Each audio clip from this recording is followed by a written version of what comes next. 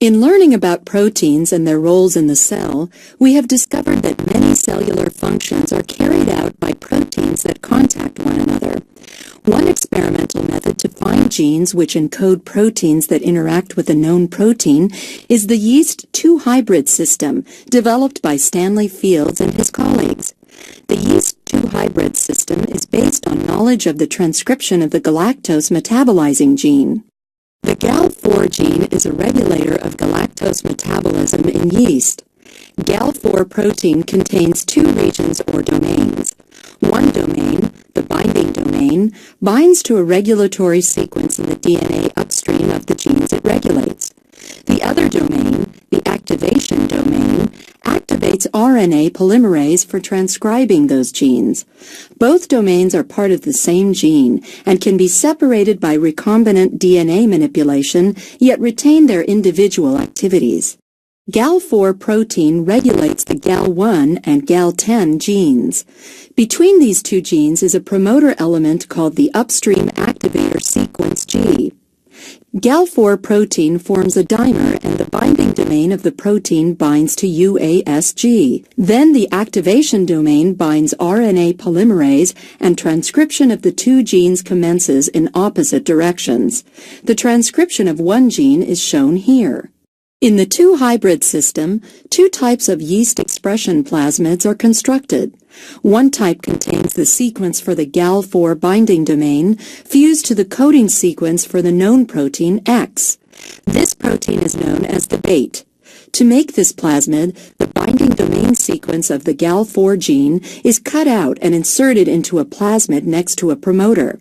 The bait gene, X, is then inserted adjacent to the binding domain fragment.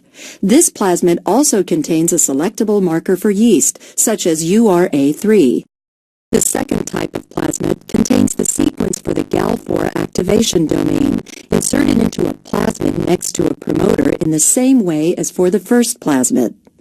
Then, a library of cDNA fragments that possibly contains the gene for protein Y that interacts with X is added to this plasmid. The result is a family of similar recombinant plasmids, each containing a different cDNA. This plasmid also contains a different selectable marker than the binding domain plasmid, such as TRP1.